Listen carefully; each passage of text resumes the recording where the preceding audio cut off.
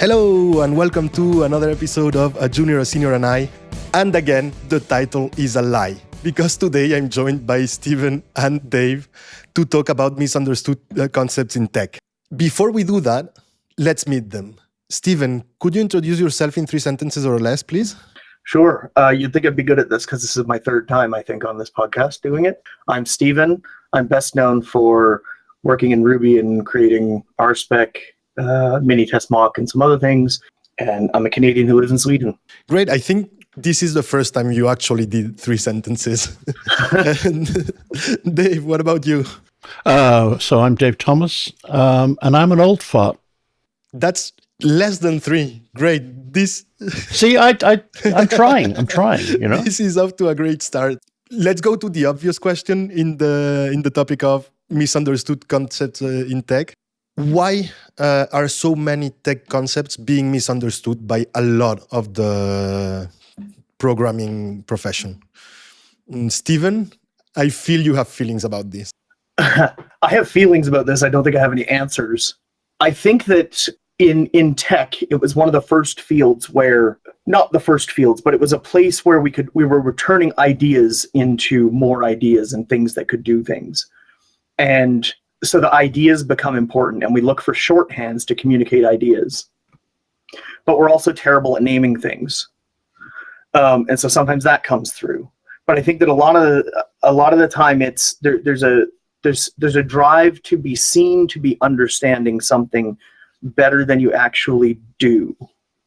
And I think that might be, the best example of this, and we'll talk about a whole bunch of them, is, Gang of Four. Everyone memorizes the table of contents. That is my advice to people, is memorize the table of contents. That doesn't mean memorize the table of contents and don't read the book. It means memorize the table of contents on one of your several reads through the book. And I think that we definitely, it's probably laziness. Let me be a dick. It's laziness. Yeah. Okay. Dave, what are your thoughts on it? Well, I think one of the reasons that we don't seem to be able to communicate good ideas is that we don't have any good ideas. I think that the industry as a whole is remarkably young and has moved so fast in such a little time that it hasn't been able to catch up with itself. And so we're constantly one step in the future. And we have never really had the luxury of being able to say, okay, stop. Let's see where we are. Let's see what we've done, what works, what doesn't work. So all of the, quote, good ideas we have are at best contextual. And so they are not universal, and they are not easily described to somebody that doesn't share that context. So if, for example, I'll take Gang of Four, right? Gang of Four has done more damage to the software industry than, almost any book. And if you talk to the Gang of Four folks, they will tell you this was a book written to make up for shortcomings in the C++ language.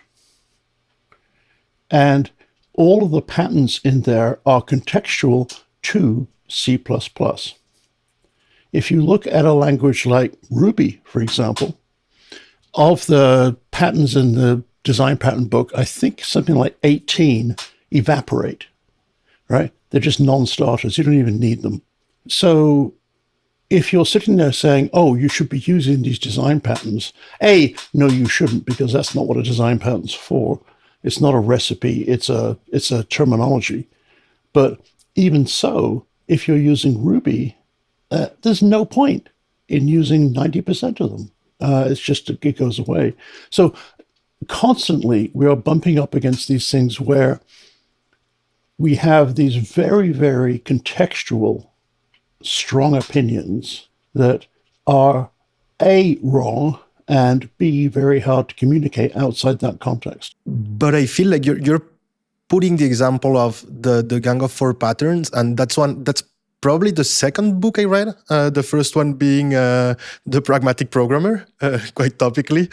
And I feel like, yes, most of the patterns don't apply to my day-to-day work, but the concept of patterns exist as something that allows you to communicate an idea and an intent brings a lot of benefit to me, right? Like when I say, okay, we should use, and that's an example from yesterday, I needed to extend an object and I was like, okay, I'm hesitating if I should use a decorator pattern here or if I just should extend the actual object and make it available to everyone.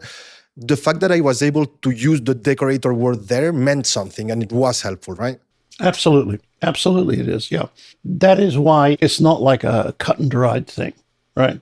Because you're absolutely right. Design patterns used as a vocabulary is very powerful. And I think there's nobody would argue with that. And the Gang of Four, I think that's what they intended, was it is a description. It's not a set of recipes.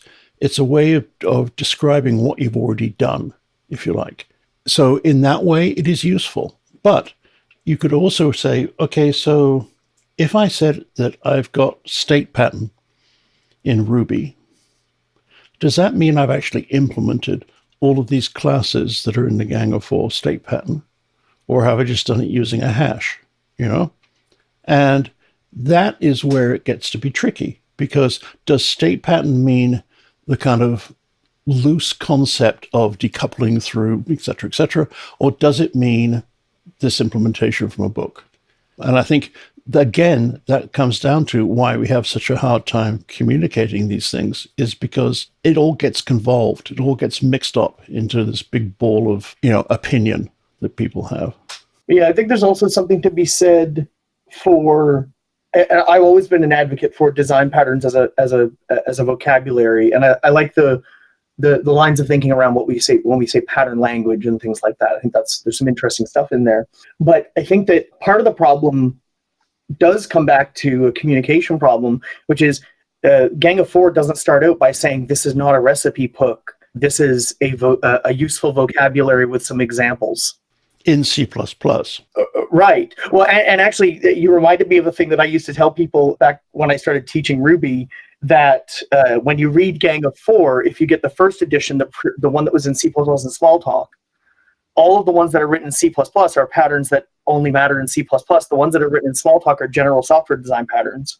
But then they wrote all the examples into Java or JavaScript or something and lost all of that meaning anyways.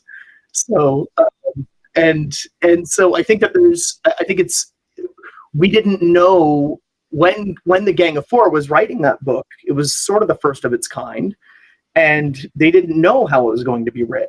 They didn't know how it was going to be interpreted. And when you're making a cultural shift like that, it takes decades before you realize, oh shit, we'd written a recipe book and we thought we were writing a dictionary. Mm-hmm. And, by the time that's done, the damage is done. It's been part of the cultural fabric for so long. So here's pop quiz. Can anybody else think of a big area of software development which started out as a set of ideas and has become a set of practices? I have a small one, I have one that permeates through everything if you use it, but it's quite small in size, let's say, but TDD feels that way. Like when you say TDD, people hear 1,000 different things depending on their context, ranging from I do tests to I do canonical TDD the way Kent Beck described it, blah, blah, blah, blah, blah, blah, blah. Yeah, but even more generally, Agile entirely is like that.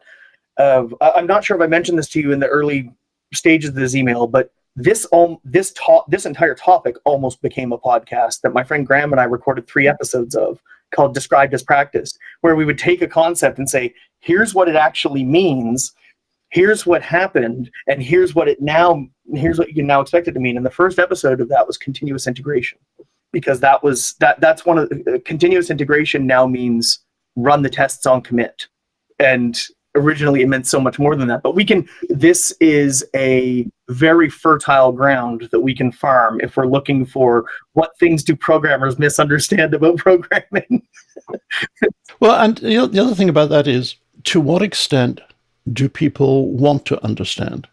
I'm going to turn the question another way, is to what extent people should understand. Like, to what extent should we have a common understanding? To what extent, when I say dry, we should all understand what I'm saying, or at least agree in what I'm saying? To what extent, when I say solid, we should all be thinking of the same thing, not just it has classes, right? And I think there are actually two levels to that. I mean, I agree that a common understanding makes words more valuable, but I also think that that common understanding is not going to come through a dictionary. It's going to come through practice. What we're talking about is kind of a level beyond just facts. It's more the way a craftsperson gets a feel for their material, and they will, if you watch like a good woodworker or someone working with metal, they will stop and kind of stroke the wood, or they will, as they're cutting it, they will get feedback from the saw or the chisel and use that to guide them. And you're never going to put that in words. You're only going to put that in experience. So trying to define something like dry in words, I promise you, because I've had 2 tries now, and it is very, very difficult, because it comes down to a value or a judgment call, of what counts as duplication. You can give lots of examples, but that's all they are. At the end of the day, someone actually has to have consciously gone through the practice and noticed the impact of doing or not doing a particular thing. And by doing that, they build up their experience, they build up their reflexes, and suddenly they find, oh, that's what dry means. And now I can use dry and actually understand what it means. And I think that's why it's so difficult to teach it as well. Well, yeah, you don't teach it. Right. It's like, one of the things that we fail at, I think, as an industry, is that we feel that teaching is telling people. It's not. Teaching is exactly the same as it is if you have children. And that is, you let them play with it, and then you try and protect them from doing really bad stuff, and you let them learn from experience. And that's what we don't do, because everything is mission critical, and therefore we can't let people screw up. In reality, the only way you learn is by screwing up. And so, to learn any of these ideas, whether it's dry or command pattern or any of this stuff, you have to actually use it, not use it, see the difference. Yeah, you touched on, speaking of misunderstood concepts in tech, you said mission critical. Like, I mean, I remember during the .bomb, I remember sleeping under my desk to hit arbitrary deadlines that it turned out that I had set. And things like that, just because that's what everyone else was doing. There could be a whole field of study on grind culture and mission critical and deadline, and what those words actually mean, and what we use them as. And it turns out that all of the great money in the software industry is made in coaching, and the most enjoyable work is coaching organizations out of this kind of stuff. Yeah, I think also there's I don't know, I have zero evidence for this, but I have a theory that a lot of developers, myself included, are motivated by producing stuff that other people use, right? So seeing somebody else get something from your software is a thrill, And so we tend to beat ourselves to make that happen, right? Delivering stuff is like the little food pellets that the rats get, It's just like deliver, because that way we see our users using our software, and therefore we get the little endorphin rush. I am a really, really big fan of delivering often and delivering incrementally. But at the same time, I am not a big fan of using a arbitrary time that you've set yourself as some kind of stick that you then beat yourself with. And I think that's just totally unnecessary. I agree with that, and I can echo that. And that's, at least in our team, one thing we changed that actually worked was stop really giving deadlines, in the sense that we will assign one main priority. The rest is secondary. The rest can be interrupted. The main priority must always advance. But we're not saying the main priority will take a week and we have a week and you have to work until, I don't know, 11 p.m. on that. And that is, as you said, quite liberating, right? And rhythm in which you are deploying doesn't really change the urgency of the matter. That's it becomes a choice instead of an obligation. So let me ask: how do you define? You said that one of the things you do is kind of like absolute, and everything else is be nice if. Yeah. How do you actually define what it is that you're doing? That's the absolute. We choose it. No, but I meant sort of like, what is it? Is it a particular set of functions or passing tests? It depends. It's more a feature or a piece of work is the main priority. The rest of the little things that must get done because they still need to advance are not as critical or as important, so they can get interrupted. Basically, we did an experimentation with software teaming, and the main benefit we found, although we discontinued that experiment, was that the feature end-to-end was faster out of the gate than if we had done it the way we were doing it before.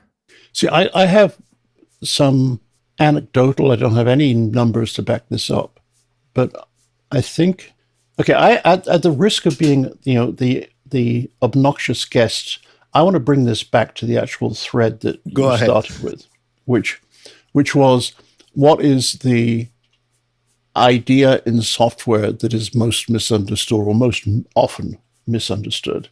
Because it actually ties into what you're talking about here. So with your permission, I would like to give you what I think my most misunderstood Please go ahead. thing, and then explain how that actually fits into what you've been talking about. I think the most misunderstood concept in software development is that software developers' job is to write software. I see Stephen nodding. I agree with that completely, and the answer's right there in the fucking name. We used to be called programmers, and that we've decided that programming was a role and the job was developing software. Somewhere along the way, we tried to bifurcate that further into, business analyst and a whole bunch of other roles and things like that. But I really think that, a diverse group of people who identify as software developers is going to be the best way to move forward. And further to Dave's point, some of the things that I am most proud of in my career, in my software career, are things where no software was delivered.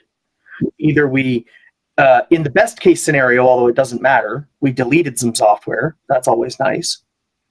But very often it was, there was no software delivered. There's an anecdote that I'm sure is tired now, but I got it from Rory Sutherland. Otis Elevators kept getting complaints that their elevators were running too slow.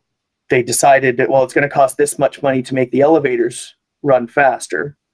And so somebody decided, let's put mirrors inside the elevators, and suddenly everyone stopped complaining that the elevators were too slow because they had something to do. Mm-hmm. To me, that is the most perfect solution to a problem. Is it wasn't addressing the symptom. It addressed the symptom, but and there was actually no problem. I love those kinds of things. And I'm always most proud of the things where no software was developed in the harming of this problem. I'm just going to be a little bit pedantic in the anecdote you're sharing. I believe there was a problem. It was not the problem that was reported, but the problem was people were getting bored. Oh, absolutely. Yeah. You're totally right. Yep. Yeah. And this goes back to the Steve Jobs, the Henry Ford thing, right? If I asked my customers what they wanted, they would have said a faster horse. Well, and I think that's actually the biggest problem and possibly a misunderstood concept in tech. Although I'm not disagreeing with Dave for the biggest one being that software developers write software. It is only about writing software. But I think that the larger misunderstood concept is that we don't actually understand what the problems are. Why are we building this thing? The problem of building the right thing has always been a far bigger problem than building the thing right. And yet we spend all of our time in our books, and I've made most of my career, and Dave's made a lot of his, if not most or all of his career, on making the thing right. And we spend a lot less time on making the right thing. And I think that that's an important sort of a misunderstood concept, is, making the right, making it right. What does that mean? So there are a whole bunch of big brain ideas like this. I think the essence of this comes back to this idea of software developers like to see their stuff being used. And I think the generalization of that is that it's a group of people who are, in a way, pathologically motivated to try to please other people. It's almost a disease. Software is one of those magic things that is so malleable that in the right hands, you can surprise people. You can deliver stuff that they weren't expecting. You can solve problems sometimes they didn't even know they had using software.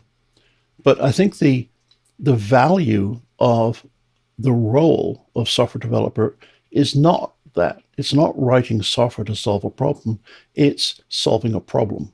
And if that solution happens to involve software, or if it involves a combination of software and something else, that is, I think, the ultimate expression of what a developer should be doing. And if you think about that on a sort of systems level, if you look at the average large company, there are probably only 2 departments in that company that actually know what's going on. One of them is the accounting department, and the other one is the software development department, because they are the only people that have fingers in all of the different areas, and they can tell you how they all interact. And that is a power, a superpower that developers have that nobody uses, right? These people are in-house experts on how the company works, and they're opinionated bastards because they'll tell you how to fix it too, And yet people don't do that. People instead go to them and say, I need a report that has this on it, right? Whereas a good developer would say, no, you don't. Yeah, it's the simple things like I had a client ask for reports all the time. I want to see which users have signed up and confirmed their email but haven't completed their profile after 3 days so I can send them an email. And I said, well, okay, that's fine for today, and I can give you that report, or I can show you how to get that kind of report yourself.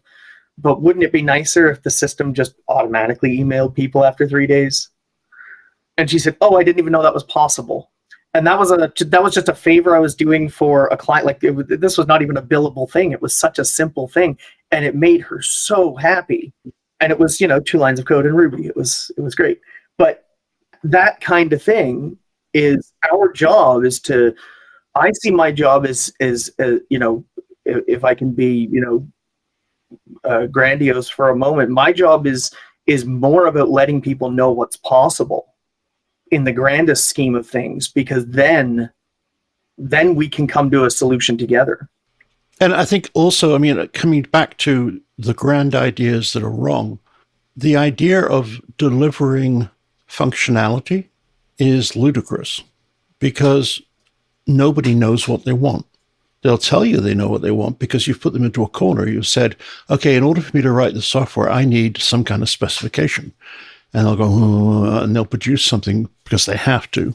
But it's almost never the case that if you deliver software that exactly meets the specification, they'll go, that's just what I wanted. No, they don't. They'll go, oh, okay, now I see it. Now I think I got to do this, this, and this, People don't know what they want. And I think part of our failing as an industry is that we are very bad at saying to customers, you just said you want this. I don't believe you. And here's why, right? I think that we are in an incredibly strong position to be able to look for the synergies and look for the underlying patterns in an organization and say, rather than solve that specific problem, why don't we look at the more general case? Right? Why don't we look at or alternatively, rather than solve that general problem, why don't we solve the 80% of it that we can do with 20% of the effort. Whatever it might be. I think we are being used as a cost center, and we're being used as a delivery mechanism for other people's poorly thought out ideas. And what we need to be instead is the driver of that. As someone who has less experience than both of you, I feel like part of that is my own fault, in the sense that I'm a 30-something-year-old person that has a hammer, and people are coming with problems that I know how to solve with this hammer, which is software, right? And it makes me happy to solve them with this hammer. And so I am, in a way, training them in misunderstanding the concept of software development, in the sense that they will actually come to me with solutions now. Instead of, hey, I can't do that, it's like, okay, I want this. I do a form here and send an email there, and then I want a workflow that does this, that. And that, I feel it like it's our/my fault, right? It's not your fault. That role is not something you just wake up one day knowing how to do, right? That role, you have to be mentored into it in a way, and you have to take it small step at a time. You don't come out of college, walk into IBM, and say, "Stop doing that. That's ridiculous," right? It just wouldn't work. But I think what we need is role models that will inspire people to think at a bigger level, and look at bigger pictures the whole time, and not just look at things in terms of code. It drives me absolutely insane, the amount of effort, the number of hours of useful developer time that are just wasted on the intricacies of, am I going to use React or Vue? All that kind of stuff. All of the kind of, in a way, the easy stuff, which is why people spend so much time on it, right? We have already changed the world in so many ways. I mean, almost all of the significant changes to the world of the last 20, 30 years, good and bad, are mitigated by software. I mean, that's a hell of a responsibility that we are totally ignoring. And the reason for that is that we can do the Nuremberg defense, right? We can say we were just following orders, which is, in our sense, means we were just doing what we were told to do. We were just writing to a spec. But I think that developers have way more to offer than that. And I think if developers took some of that authority, some of that power, and used it wisely, we could actually make things a whole bunch better than they are now. Yeah, I completely agree with you on that. I think you can cleanly divide, well, not cleanly, nothing is ever clean.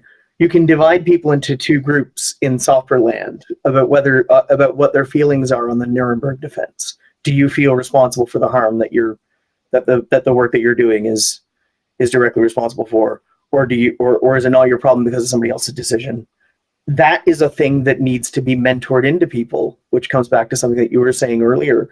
And one of the reasons why I have struggled with a lot of ethical things in our software industry and ended up focusing on quality type things is because of what I was mentored into by my father. My dad taught me about, being proud of what you're building.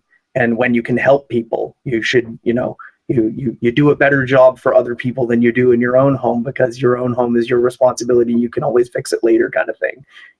Cobbler's kids have no shoes type things. But there are certain types of values and things that I learned, and those from my dad, and that helped me in certain ways in my career, my professional life.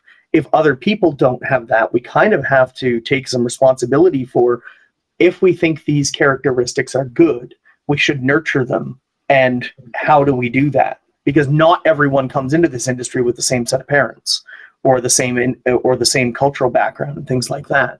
And so what are the things that are good, and how do we nurture them early? I think is possibly a thing down that road that is not related to what we're talking about, but it's what I was thinking about.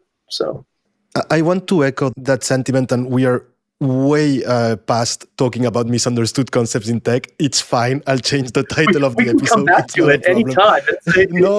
anytime. This conversation is way too interesting for that.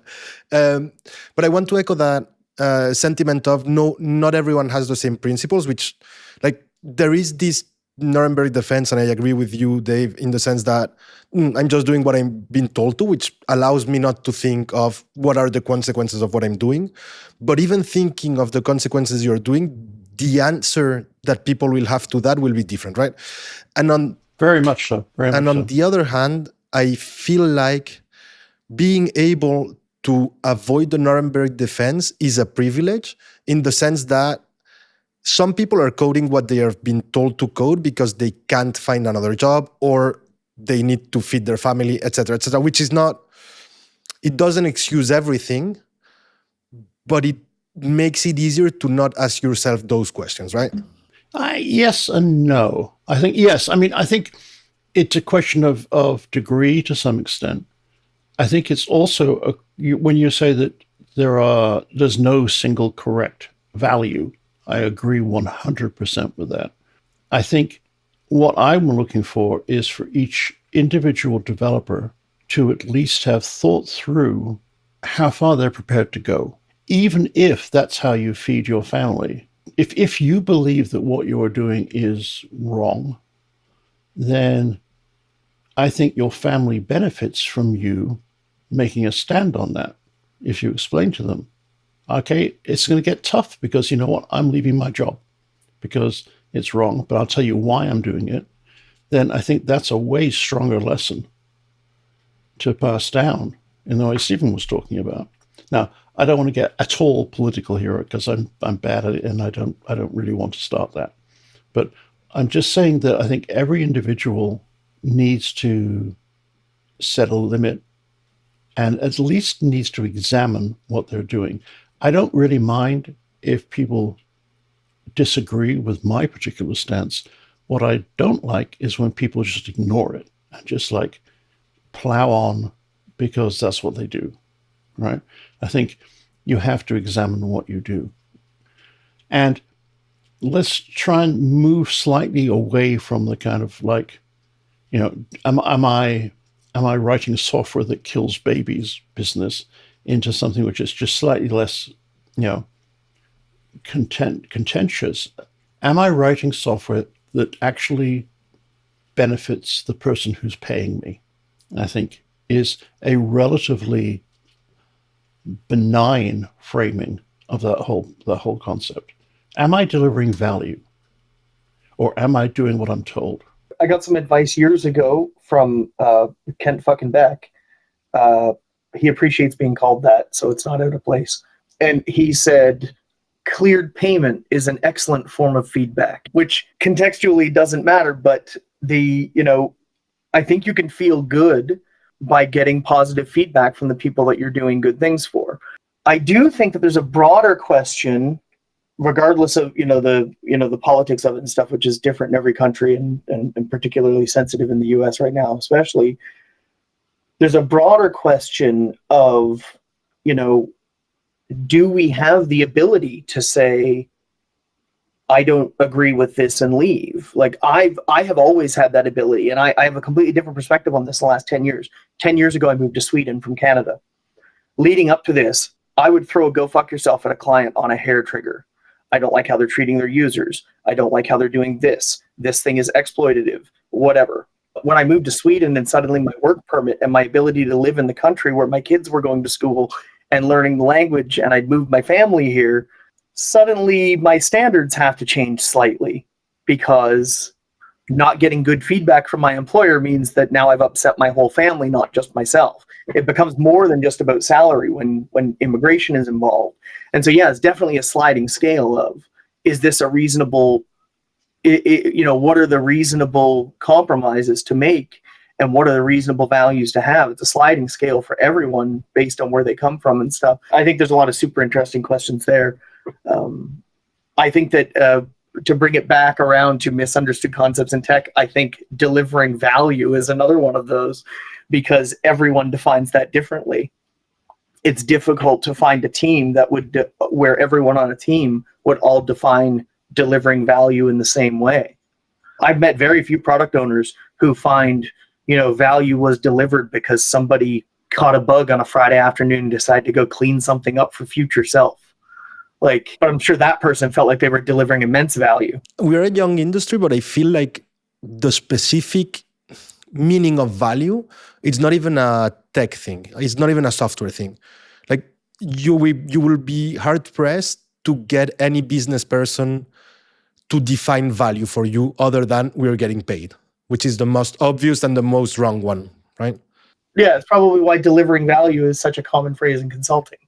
In my consulting work, it was the thing that we would throw around all the time. And do we have we defined what is valuable, and things like that. So there's a lot of stuff out there. I think one of the things that I wonder about is because I realized I just made the mistake of throwing out this excuse, which is we're a young industry. Are we a young industry? Because the software industry, we could argue, but when it started existing, I would say that the software industry became a separate sort of thing when Bill Gates started Microsoft, because that was when software started being sold separately from hardware in a big way. So right around, I would say that time, Dave probably knows better than I do. What did the automotive industry look like 50 or 60 years into the automotive industry? And how does that compare to what the software industry looks like? And are we a young industry? Are we behind where we should be as a new industry? Is there even a definition of should be? So you could argue that cars are actually in many ways in the same state that software is. Cars then were in the same state that software is now. I mean, we were putting big fins on the back of cars because it made them look like spaceships. But we were also putting big spikes in the center of steering wheels just because it looked good, ignoring the fact it was impaling people. I think there's a lot of evidence that we are not a mature industry. I would say that we were a mature industry when we are in a position where we could actually know the consequences of what we do and use that knowledge to do it better. So if you look at, for example, mechanical engineering, they have tables, they have simulations, they have practices that allows them to design things with confidence. Now, they are certainly not infallible because the other driver that drives any kind of profession like that is cost. And so they are always going to be trying to find ways to make things cheaper while still keeping them safe. And quite often they will go slightly too far and the bridge will fall down or the building will collapse or whatever else. But they do at least have some kind of base of knowledge that they can use to predict their own work. Same with electrical engineers, chemists, pretty much every, quote, profession has that. We don't. We might like to think we do, but we don't. And I think it is premature for us to start actually trying to construct that. I mean, a lot of people are trying to make money off coming up with ways of doing things that are, quote, engineering or whatever. We're not in that position yet. We don't even know, this is like back in the Middle Ages, right? How do you make metal stronger? Well, I mean, you don't know the chemistry, you don't know the physics. You just try it and see, I'll try and add this to it, try and add that to it. Oh, that didn't work. And that's where we are right now. And I think we need to get out of this idea that we can actually engineer our way out of something, because we don't yet have the basis from which to do that engineering. Instead, we need to get into the idea of we're experimenting, constantly experimenting, and we should be using the techniques of science, of scientific discovery, which is, hypothesis, experiment, analysis, modify, go back, repeat over and over again. And if we do that, then we'll start making progress. But we're not an industry that's mature, and we haven't reached that point yet. Yeah, it's an interesting I hadn't thought about. I was literally just throwing out the idea of let's compare it to the automotive industry for the first time. I hadn't thought about it before.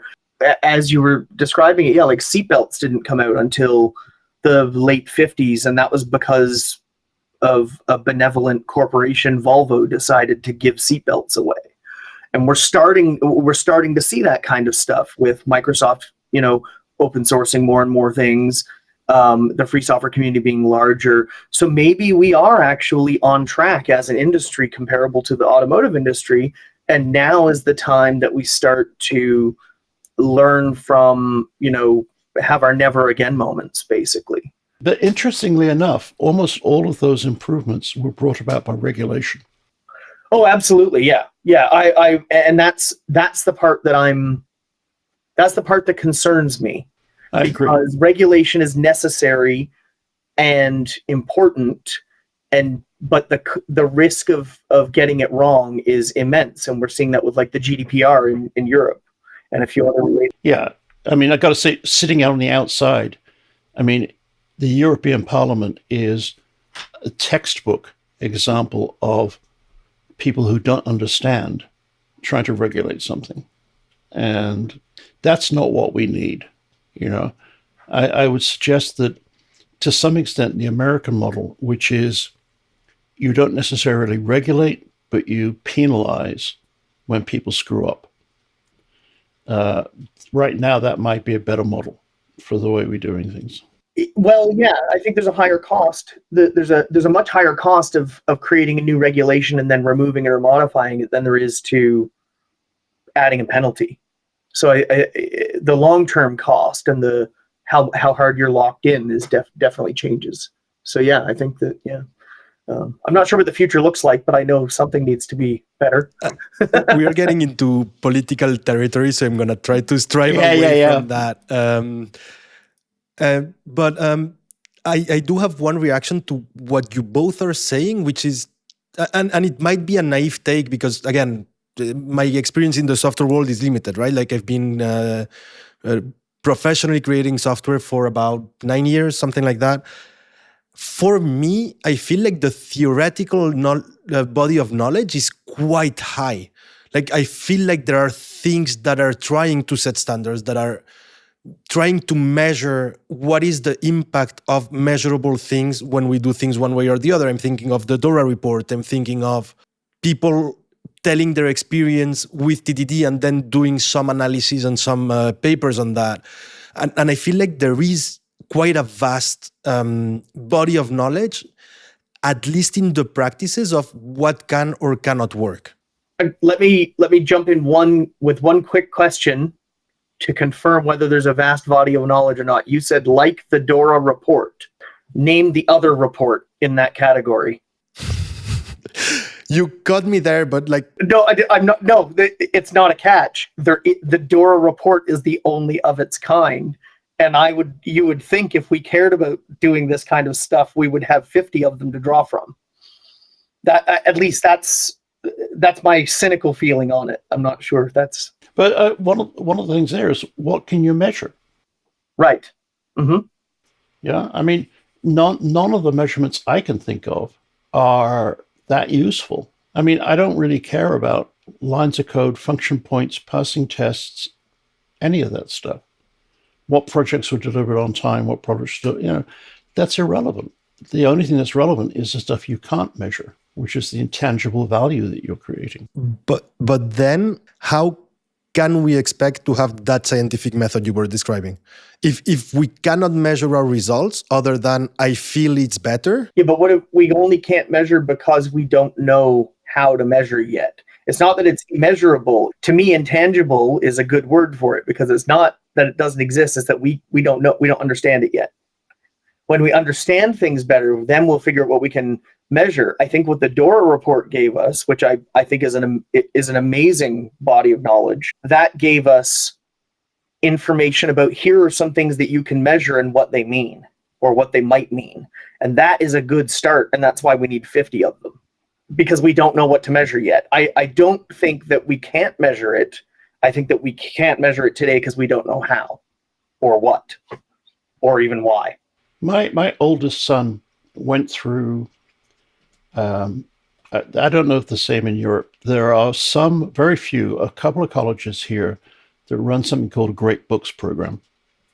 And they don't have a curriculum, which is, we're going to learn chemistry. They start with Greek philosophers. And in the first year, you actually have to learn to read ancient Greek. And then you read Aristotle, Plato, whatever else. And by the end of the fourth year, you're reading Einstein and Maxwell. And along the way, you're reading what they consider to be the seminal books that changed everything. Recently, I've been packing up the house here, and I came across one of his boxes that had the readings for a particular semester. And it was, I guess it was probably third year, maybe fourth year, electromagnetism. And it was, the first paper was, I can't remember the guy's name. He was building cells by mixing copper and zinc plates with a layer of salt water between each one. And his test that it was working was, would it give him a shock? And if it was, then he said, okay, the cell's working. And then he was playing around with electrolysis.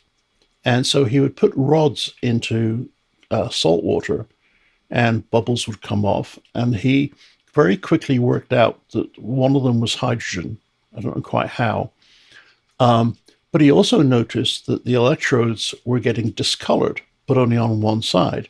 And if you swapped the leads around, then what would happen is the electrodes would go on the other side and all this kind of stuff. And he has page after page after page trying to work out what that meant. And I mean, a lot of it was kind of cool and very clever, but there was just like that one concept that's missing, polarity, charge, whatever it would be. And without that, he was just like incredible observation, really, really detailed and thoughtful observation, but with no grounding in a mechanism. I think that's where we are right now, right? Now, what happens is the reason they read that book is that, 20 years later, someone else read that and went, oh, hang on a minute. That would be compatible with the idea of migration of charge, and then they could come up with experiments to measure that, and et cetera, et cetera, et cetera, And I think that's where we are. We are not at the Maxwell level. Right now, we are at the stick something into water and see if it bubbles level, And I think we should be happy with that. We're getting close to the end, so I'm gonna try to end with a question related to that, because I'm really curious what you think of this. I'm feeling that what you both are saying is that software development, software engineering, software whatever, is a hard science. It has rules, it has natural laws that govern it. Because in sales, which has been existing for ages, you don't have that, and you don't have those experiments, and you don't have a way that always works, right? Are we more like sales, or are we more like physics? It depends. This is where computer science comes in. There is theory of computation that goes all the way down to how electrons work and how we build things that can do computation. That's computer science. That's your memory management, operating systems, compiler theory, and stuff like that. What we do is, that's the metallurgy, and what we are, we're the jewel crafters. So I think it's two different things. I really want more of the computer science done, and I want more, and it doesn't necessarily have to be done, officially computer science. These early experimentations with electromagnetism and batteries were not done necessarily at a university. That's totally cool. But it's the theory and practice, right? And practice begets theory and so on. I really do love this idea that we're at the, apply electricity to things and see if it hurts kind of thing, because that's also where I'm sort of, the idea that I'm orbiting around is that what we're doing now is learning about what's out there, so that in the future we can have a grand unified theory of delivering these kinds of things. I think Stephen's point, though, is that split is actually also remarkably important. And I hadn't rolled that into what I was saying, which in retrospect was wrong, because the experience with electricity, for example, were purely interested in the theory of it, in the trying to understand nature part of it, right? The assumption is somewhere there are rules. Let's try and work out what they are, And the same applies to the computer science side of software development, right? I think there are definitely, as you say, physics and all the rest. There's mathematical, geometrical, all sorts of stuff that plays nowadays into computer science. But then there's also the sociological side, which is we're an industry that is creating things by people for people. And there's that whole aspect of it as well, which is not a science in the same way that chemistry is a science. And we haven't really drawn the distinction, I don't think, between the two, in that we're kind of hoping for some kind of grand unified theory of software development, which I don't think we're ever going to get to. Yeah, it's possible that it's something new. I do think there's a lot of overlap with, I'm now thinking in terms of the automotive industry. The automotive industry does have research divisions, and they've got, the F1 and motor racing and all the different stuff. That's all automotive industry, I think. And a lot of what they do goes on to fund or provide material for or provide use cases for research that's being done in material sciences. And, what are the best kinds of materials to use for brakes? And what are the best kinds of materials to use for structural integrity in cars? And which kinds of things break better under accidents? I would be hard-pressed to say the material sciences research is part of the automotive industry, but the automotive industry wouldn't be where it is today without it. So they're both there, and there's a relationship. And I'm not sure what I mean when I say the software industry, but it feels more like software industry is more like automotive industry than it is like, although it has a lot of overlap with the trades industry too. So there's, I don't know, but that's why we have these kinds of conversations, because we eventually, 100 years from now, people will be saying, wow, this idiot from Sweden was saying some shit that turned out to be completely false. And then and they'll be teaching about it at whatever university Dave's great grandkids go to. So there we go. And you provided me with the perfect way to end the episode, with actually bringing it back to the misunderstood concept. Is the software industry actually the most misunderstood concept in the software industry? Like, is there such a thing as the software industry? I believe that's the Gödel incompleteness theorem that you just quoted. But yes, I don't know. I mean, clearly, yes, there is. There's an existential proof that it exists. It's like there is a software industry. Should there be? Is arguable. Okay. I have to end it here. In any case, thank you both very much. It was a super illuminating conversation. I learned a lot today. Thank you both so much. Me too. And so did I. Thank you.